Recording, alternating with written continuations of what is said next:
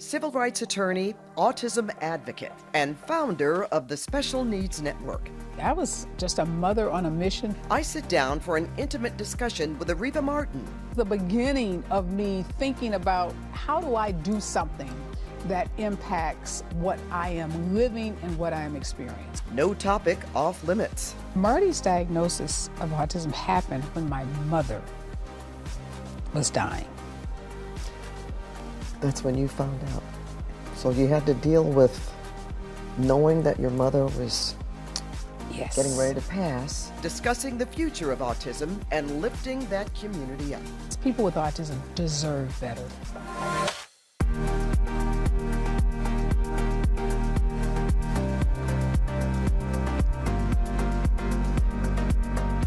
Welcome to The Conversation with Pat Harvey. I'm Pat Harvey. And in this new series, I'll dive into various topics and issues with my guests in a more intimate and unfiltered setting. And I'm happy to say that my first guest is civil rights attorney Ariva Martin. She is also the founder of the Special Needs Network and, have to say, a longtime friend. Ariva, thank you so much for being here. Well, I am so honored that I am your first guest on this beautiful set and this amazing program called The Conversation with Pat Harvey. So thank you for having me. Well, Ariva, for all of our conversations that we've had over the years, I know you. I know you were born in St. Louis into a family of strong, compassionate women. But pick up the story from there. Tell us a little bit about yourself so our viewers will know. Yeah, Pat, I did. I grew up in North St. Louis, and I'm very proud of that. Grew up in a housing project. A lot of people may not know what that is, but this is a big, grand experiment by the government to house people who were essentially poor. And some say it was successful, others say it was a complete disaster. Many of these communities became replete with crime and drugs and a really toxic environment for a lot of folks. But for me, I had these amazing, strong Black women, not what society would call successful, not educated, didn't have fancy jobs or fancy titles, but they had a lot of heart, had a lot of grit, and they were determined to give me so much of what they didn't have.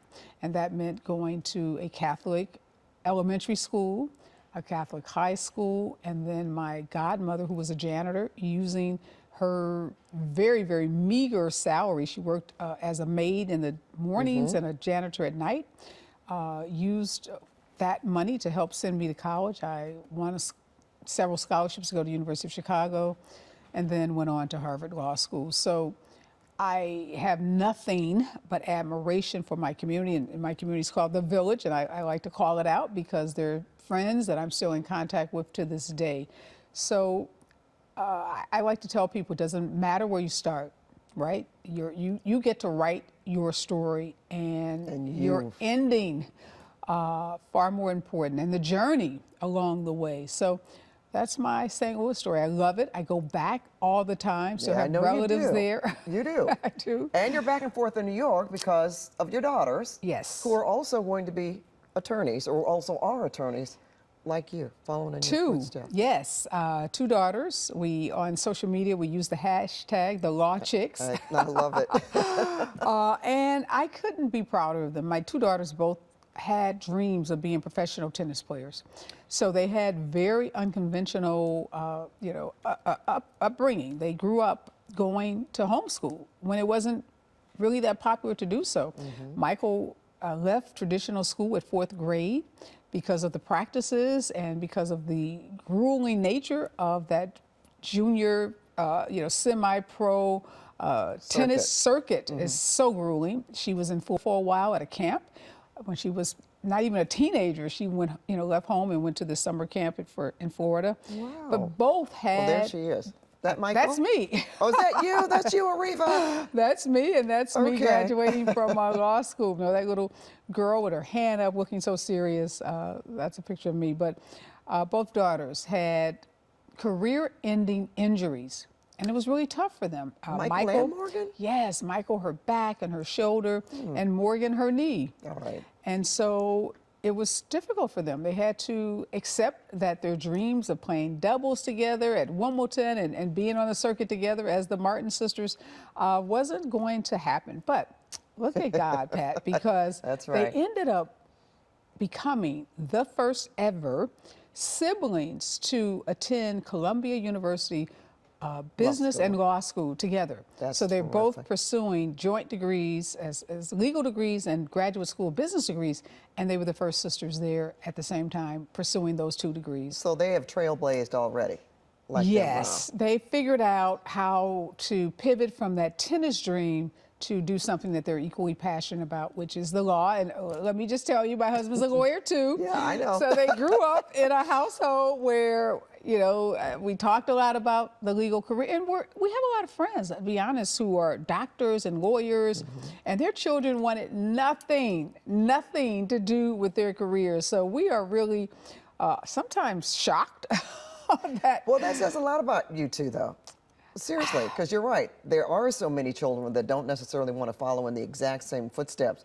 And I'm interested, how did you get the girls from their dream? Well, they had the injuries, so that did a lot, obviously, to curtail that, you know, the achievements that they would have liked to made in sports or what have you. But so you convinced them, or did you convince them?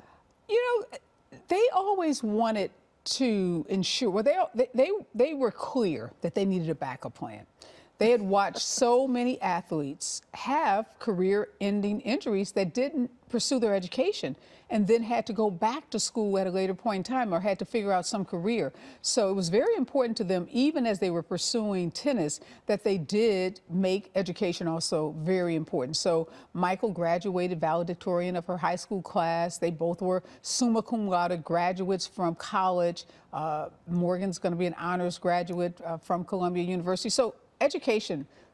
Look, we are in some ways a very typical black family that, you know, grew up with parents who weren't educated, but parents who taught us, being my husband and I, the importance of education. So we instill that in our kids very early on. So I don't think the law was a big pivot. I think having to face that their dreams, though, of playing tennis, that was tough. That was really tough. And Michael talks very openly about it, some of the depression that she experienced, some of the just the emotional part of having to give up something that she had worked. So, I mean, this is a girl that was up at 5 in the morning on the road from LA to Lancaster, the discipline, the hard work on that tennis court, sometimes 6, 7, 8 hours a day, and gave up a lot of what kids traditionally do. I mean, all the things that you know, the social things that happen in school, a lot of those things she didn't have. So, I mean, that was her life. And it's kind of hard to think of an 11-year-old having a career, but, you know, at 11 and 12, that had become pretty much her life. So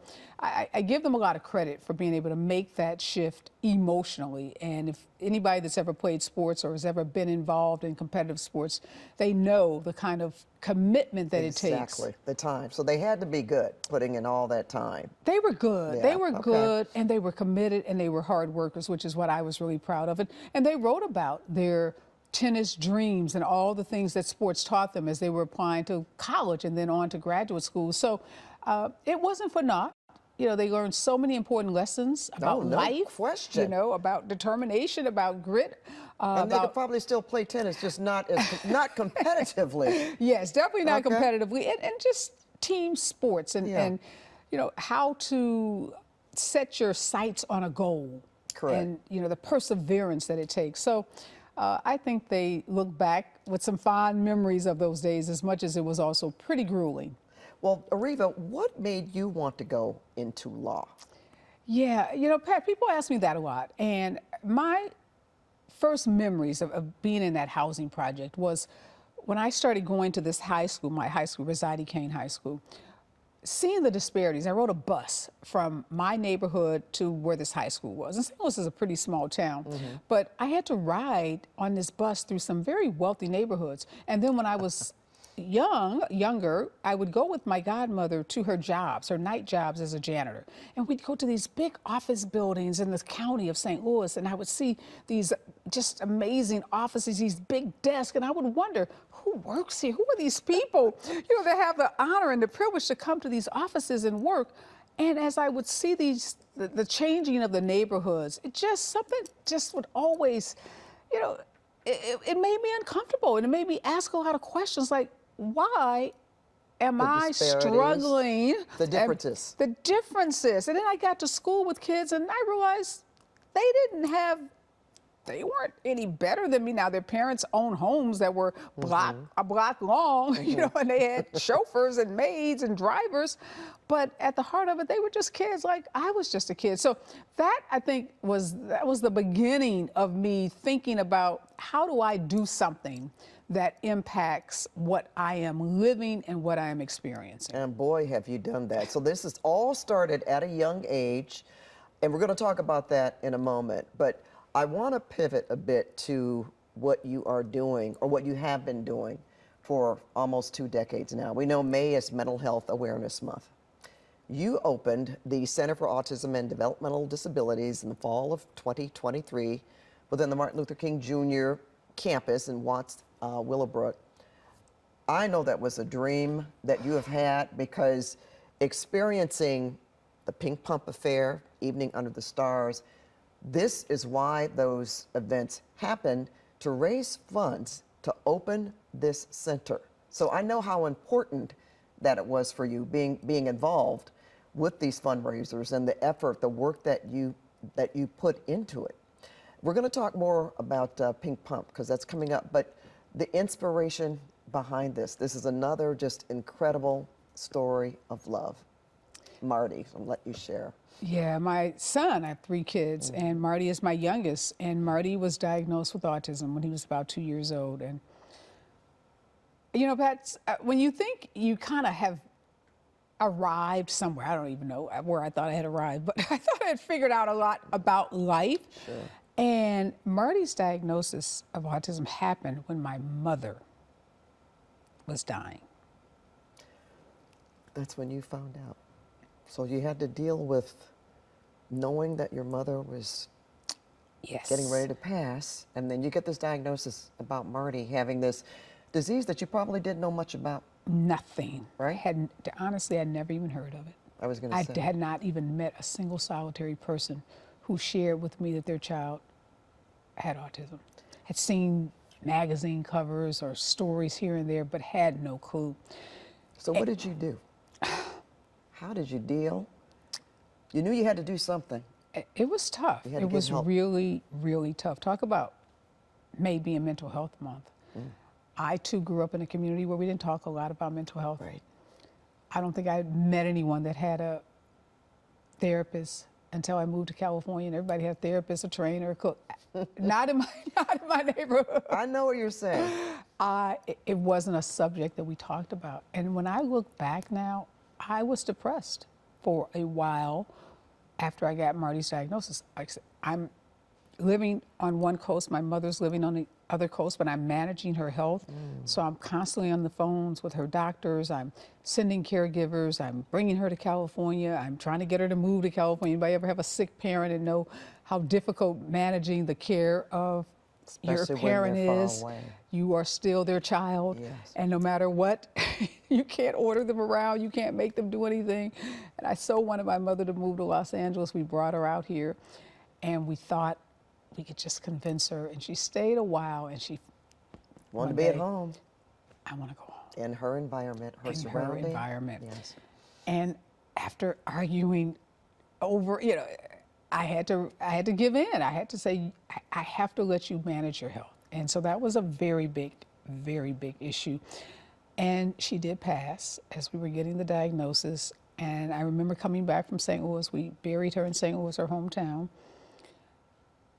And just sitting at a cafe on Larchmont by myself, just thinking, now what? I was going to say, you went from one situation that's so just incredibly sad, regardless of the relationship that you had, in terms of being very loving and her towards you, but to be faced with something that was so different and so new, that had to be terribly frightening. What did you do next? I mean, did you know who to talk to? I didn't. I just knew we had more questions than we had answers. As I couldn't say the word autism for a long time, Pat. Because you didn't believe it. You didn't want this to be true. I couldn't say it. I would weep. Oh. So there are moments still when I'm talking to audiences about being an autism advocate, I kind of chuckle sometimes, like, y'all think this is easy. Like, y'all, you need to have seen me right after that diagnosis. It was about probably a year. So I would say he had a speech delay. I would say that, he had sensory issues. I had all kinds of creative ways to talk about it, words and language to describe it, but I would not use that word autism. Was that to make you feel better about it? I think, as I said, I was going through a period of depression and I wasn't getting help. I was thinking, I had my cape on, thought I could handle it on my own. And it took me a while I had to channel. I channeled that godmother. Her name is Ethel. Her name was Ethel. And my grandmother, Devan. I had to start thinking, like, what would they do? What would they do? And I knew what they wouldn't do. They wouldn't do what I was doing. They wouldn't do what I was doing. Worry. They would not be paralyzed. They wouldn't let fear of the unknown overtake them. They would get into action. And that's something about thinking about, like, what would they say? They would say, girl, that boy is okay. Find him a school. Find him they would just tell me to start doing stuff, right? And that's Move. Get moving. Do what you know how to do. And one thing I knew how to do as a lawyer was research. Yes.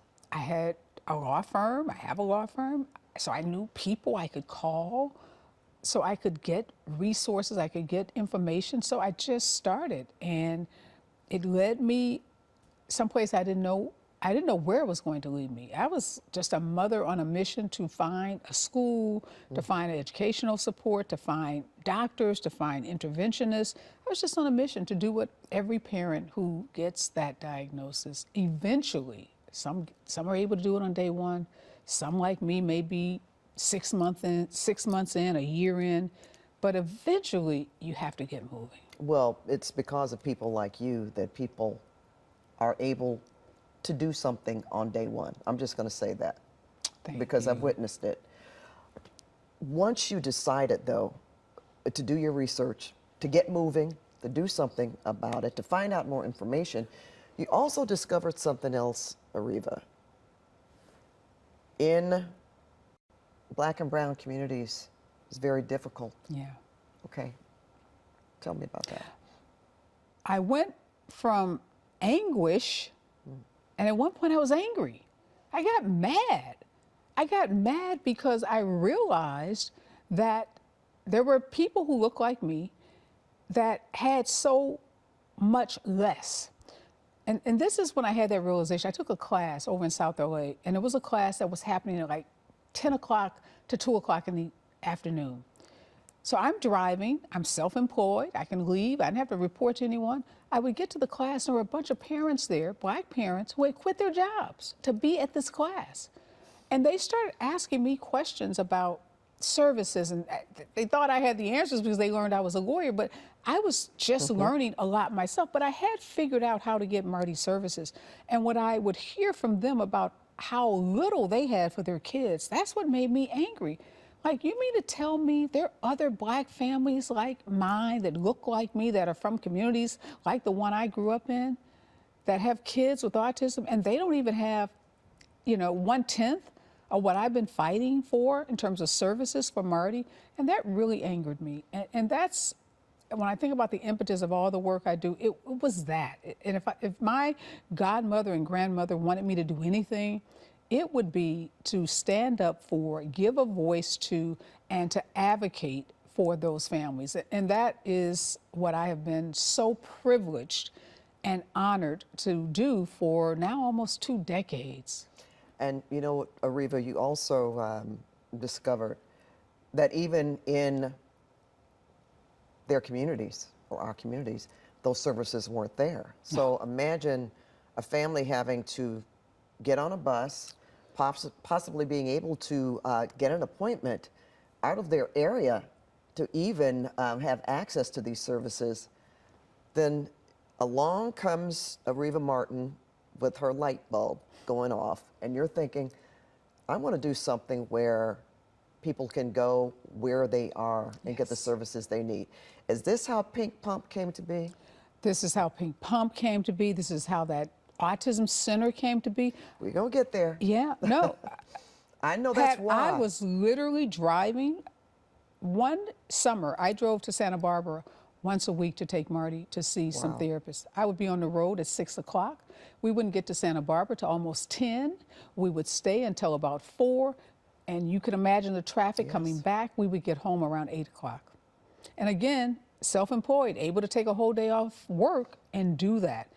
And if I wasn't going to Santa Barbara, I was going to the San Fernando Valley or the West Valley, fighting that traffic. So a 50-minute appointment sometimes would take you 2.5 to 3 hours just to get there. To get there and to get back. And that's not possible. That's just not even feasible for most people. And that made me angry. That made me mad, fighting that traffic, thinking about how are people doing this? And something else I did, Pat, I don't do it much anymore, but I started representing families in IEP meetings and going to represent them, oftentimes pro bono. And I would go into South LA and would fight with administrators and school staff about services for kids. Then I have my families that I was representing, some who were in the Valley or on the West Side, and they would throw so many services at the kids they couldn't even use them. Oh, really? I had to stop. I was emotionally, I would leave those IEP meetings so drained. But we started a disability rights practice in my firm. We started doing IEP meetings. We started representing families in discrimination cases, disability discrimination cases in state and federal court, because I just realized there were so many families whose children, whose families have been discriminated against, who have been denied access to services. It's a part of our healthcare system. We talk a whole lot about mental health system, our primary care system, just the disparities and the lack of access and the lack of really high quality resources in underserved communities. And it's the same when you look at autism. I was going to say, and still exists today. Still so exists all today. of that moved you. I want to have to share some pictures from Pink Pump with our viewers. This is when you talk about how angry you were. Folks, to go to any of these events is just amazing. I mean, I remember when you first started out and how it has grown. So tell me about Pink Pump. Well, tell the viewers about Pink Pump. So Pink Pump is this amazing event with beautiful folks like Pat Harvey. And I have to tell you, it was always our dream to get you to be our MC. Oh. And I met you formally at Stephanie's Day on the lot of CBS during an autism, event. And I was just, when you said yes, I can't tell you how ecstatic we were, and that you have said yes every year that we have asked you. It's just so incredible, and we are so grateful to you. But yeah, it's a fashion show, it's musical performances, it's people, women and some good men who come together to help us raise money for kids. A lot of the proceeds from the Pink Pump Gala go to support our Camp JPAC, which is the summer camp. It's the only fully inclusive summer camp that's offered to parents free of charge during the summer. And we have been raising money for this camp now for, I don't know, close to 15 years. And the camp is where kids get to meet friends and have unique experiences. We get to hire summer camp counselors and teach high school and college students about how to be more accepting, how to interact with neurodivergent children and teenagers. So it's this amazing camp that we are so proud of. And this year, Pat, because of the devastating Altadena fire, some of the proceeds from Pink Pump will also benefit families that we have adopted. We've adopted close to 200 families whose homes were lost or whose lives have been disrupted because of the Altadena fires.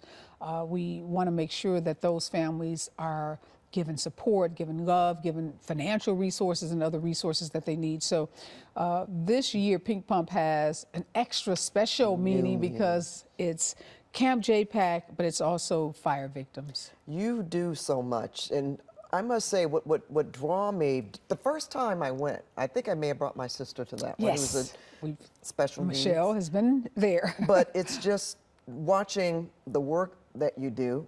And I do remember going to camp JPAC to watch what some of the services for the children. But just your sincerity in that moment or those few hours that everyone is together, I know what it's going for.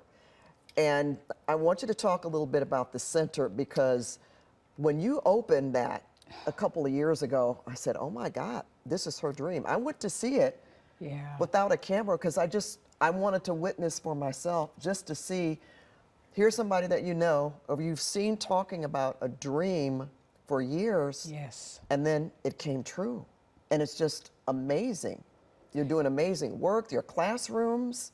Yeah, The services that you offer for Watts Willowbrook. So in that area and the surrounding areas, you know, you don't have to be on the road. You don't have to go to Santa Barbara. Yeah, you don't have to go to the valley. That was my dream. I knew the struggles and difficulties that families had accessing services 50 miles away from their home, 100 miles. And so that opening that center in the heart of our community, across the street from the historic, iconic MLK Hospital, meant everything.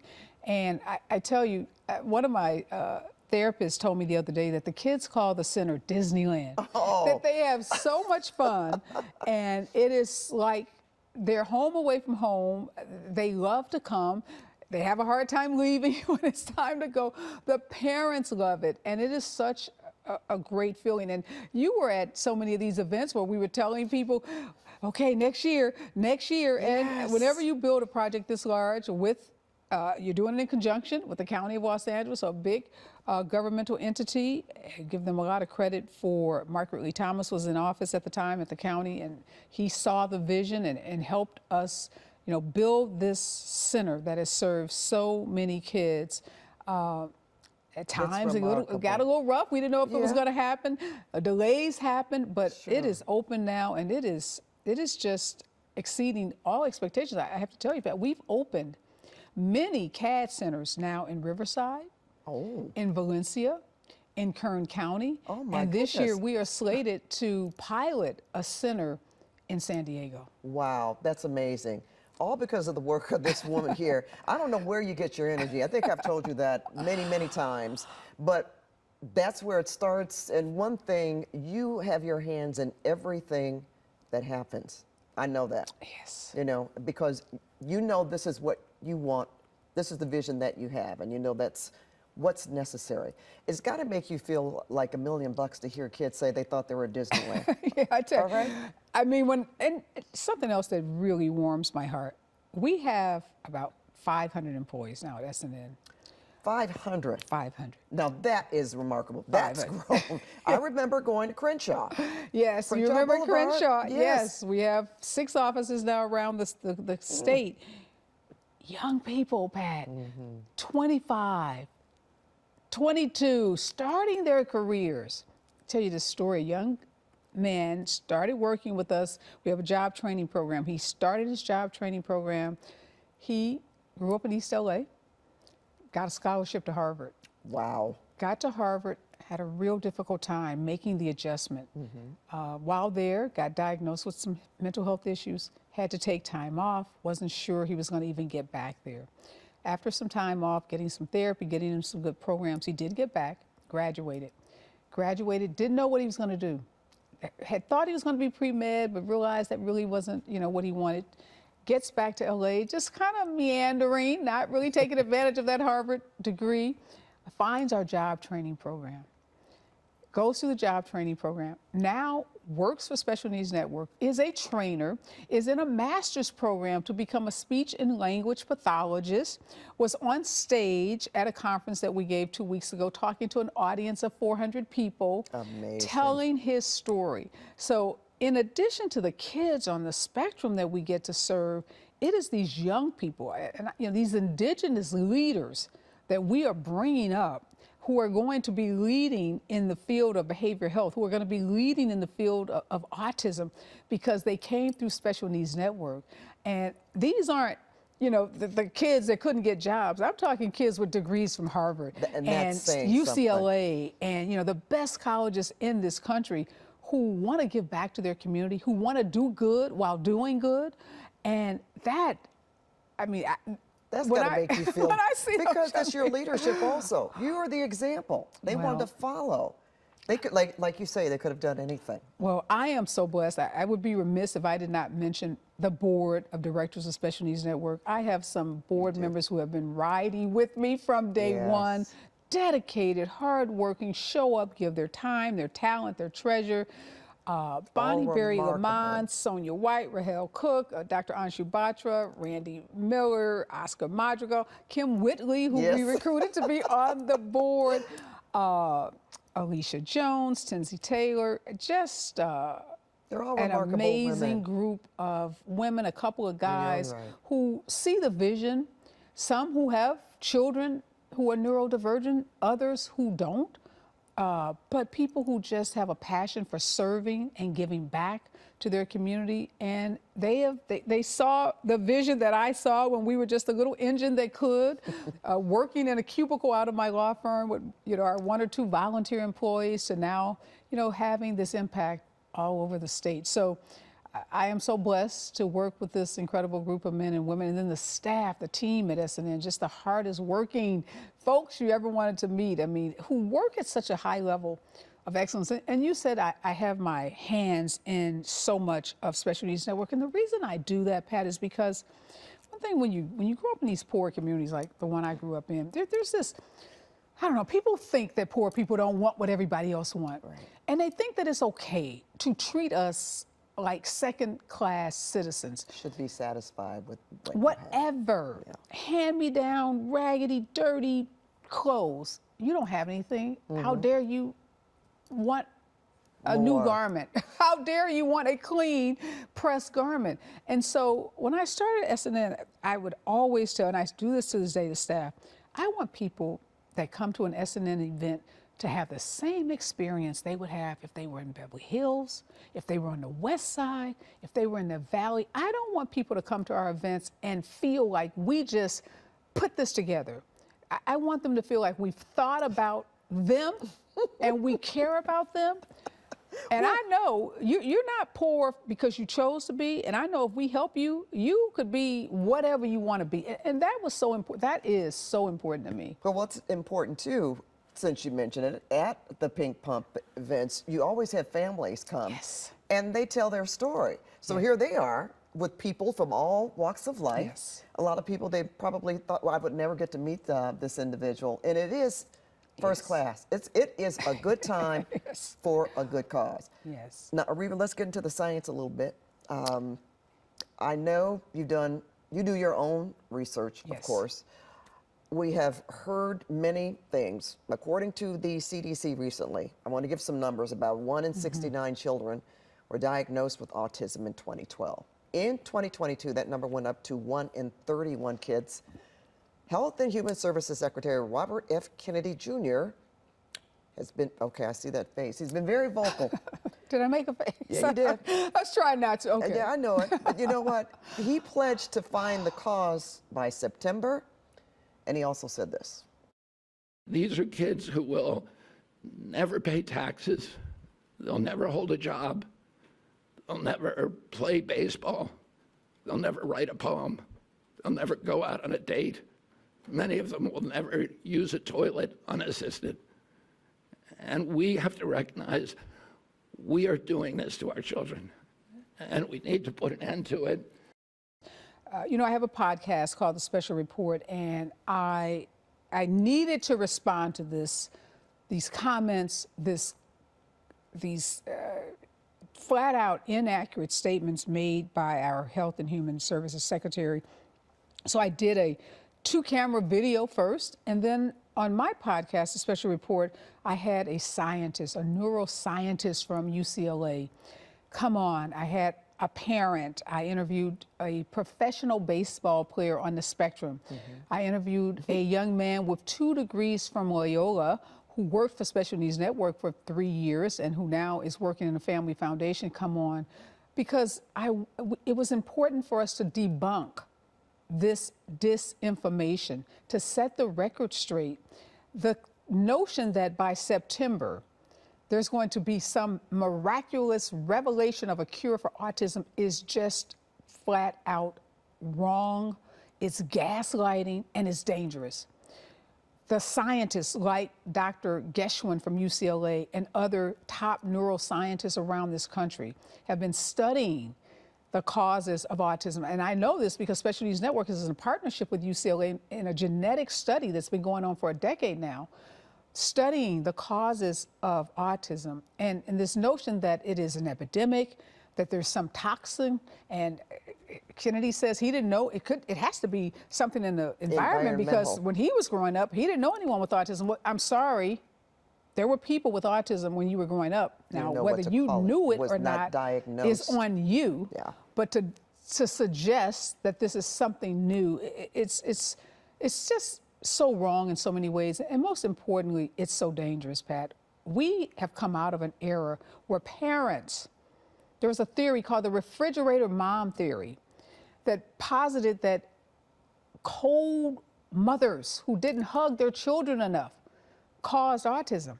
And that if you just hugged your child more, and if you were more loving and more nurturing, your child, yes. And for your audience, Google it, you'll find it.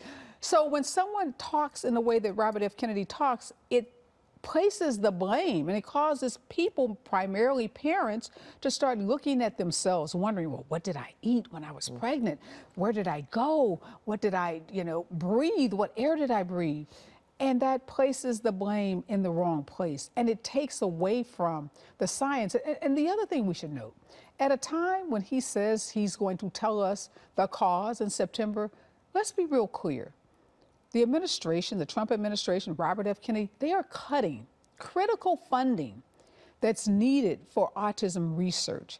So you cannot make the claim that you're going to find a cure at the time while you are firing the scientists and cutting the funding from those research institutions that are doing the real work to find cures and to provide support for individuals with autism. And all that laundry list of things that people with autism don't do, again, total ridiculous nonsense. Professional baseball players, actors, singers, people who are gainfully employed, who pay lots of taxes, people who go on dates, Love on the Spectrum, a whole Netflix series about people with autism dating. People with autism do everything that you and I do. They may do it differently. They may do it at different times in their lives. They may need different levels of support. But to suggest that they should be thought of differently, or somehow they are less than human, or they don't deserve the value that others deserve, it's just dangerous. Have you reached out to his office? We've written a letter. Contact? We have written to the department to voice our strong opposition to a lot of the cuts, to the programming, to voice our opposition to the way in which people with autism are being wrongfully characterized and maligned, how hurtful these stereotypes are, how difficult it will make it for people seeking employment that have autism, seeking relationships. Yes, we've been very vocal in our opposition. How worried are you, Ariva? Very. I'm going to ask you that question. And then on the upside, what can we tell people? What can we tell families that gives them hope? Very worried. They're talking about an autism registry, making individuals with autism give more of their personal information to a government that we already don't trust. That worries me. More cuts to those critical research projects and funding and services. The cuts to the education department, the wiping out of our education department. A lot of what that education department did was fund programs in schools for neurodivergent students. So what we can do, we've got to be vocal, Pat. We have to be more vocal than ever in terms of contacting our congressional leaders, our U.S. senators, our state, our local leaders, because they need to hear from us. People need, those in Washington, those that confirmed Robert F. Kennedy, those that have the power to control those programs need to know how harmful what he is doing is how harmful it is to our community, how harmful it is to families, and that we are not going to sit idly by on the sidelines. We're going to use our voices, we're going to use our votes, and we are going to demand better because people with autism deserve better. Okay, I could talk to you for hours. We don't have that kind of time. But I do want to talk about Ariva Martin, the civil rights attorney. You have dedicated really most of your adult life so far to special needs, but you're also fighting for people on another realm. Now, in Palm Springs recently, Section 14, you won a $5.9 million settlement reached with the city near the end of last year. So as a civil rights attorney, what are some of the challenges that you're seeing right here in the United States and even beyond? Yeah, thank you for mentioning that case. That was a historic victory. Those were families, black and brown families, burned out of their homes in the 1950s and 60s. People who had been fighting off and on over the last 60 years for justice, people who had been told that justice would forever be elusive, that there would be no opportunity for them to receive any kind of justice because their claims were so old, because so much time had passed, because they didn't have, what a lot of people believed was necessary in order for them to move forward. So very proud of the clients and the individuals that I had, again, the honor to represent. But a lot of my work, Pat, is representing individuals who have been the victims of sexual assault, individuals who've been wrongfully terminated, people who've been terminated because of their race, their age, their gender, representing people who've been severely injured by products or in, personal injury cases. So my civil rights practice is expansive. It's always representing victims who have suffered some kind of harm. And fear right now over what's happening at the federal level, the way that federal civil rights statutes that were enacted to protect marginalized groups, to protect minorities, are being distorted and being literally undermined. And there is real concerns about how we will continue to protect people's First Amendment rights, people's rights to not be discriminated against in the workplace, or not to be victims of violence by the police. Recent cases in the news, Tyree Nichols, the young man that we watched get beaten and murdered by police. 3 of those officers acquitted in their state court murder trial. Another officer in Michigan hung jury in a case where he shot an unarmed African-American man during a traffic stop. And I have to believe that these recent criminal cases, the verdicts in them, have a lot to do with what we're witnessing in this country, the backlash that we've seen since George Floyd's murder, and the reckoning, the racial reckoning that happened in this country, and now seeing the pendulum swing in the complete opposite direction, seeing people being attacked, Muslims being attacked, immigrants being attacked, people of color being attacked, the attacks on DEI, this notion that somehow diversity, equity, and inclusion is harmful to this country, rather than embracing it and recognizing that it makes this country better, that it makes companies better, that it improves the economic bottom line of companies. I was just at some of the events for the Milken Institute big conference, and one of the receptions I went to were, talking about how companies that have diverse asset managers and companies that have diverse, people involved in, their financial management do better. So again, we are fighting a lot of disinformation about, diversity, equity, and inclusion. We are fighting against those that would like to undo the progress we made during the civil rights movement, who would like to distort federal civil rights statutes, which are the bedrock of what I do as a civil rights lawyer. Those federal civil rights statutes are what we have used for decades to advance the rights of people who have been, locked out of our society, targeted, discriminated against. But even with all of that happening, I know you asked me, how am I finding hope? I'm finding hope when I see institutions, when I see law firms, when I see advocacy groups stand up, when they file lawsuits in court, and people don't see this often, but most of the lawsuits that have been filed by attorneys general around the country challenging violations of people's due process rights, most of those lawsuits have been successful. So I'm encouraged by those people who will not bend, will not bow, and will not cower to an administration that seems dead set on taking us back to an era when we didn't have the rights and privileges that we enjoy in this country. Ariva Martin, you're such a formidable woman. Thank you, my friend. I was going to say, glad to call you friend. Oh, thank you. But we'll have another conversation. Yes. We could have spent another hour just talking about civil rights alone. I And know. my question is when you're going to run for office. Oh. Okay.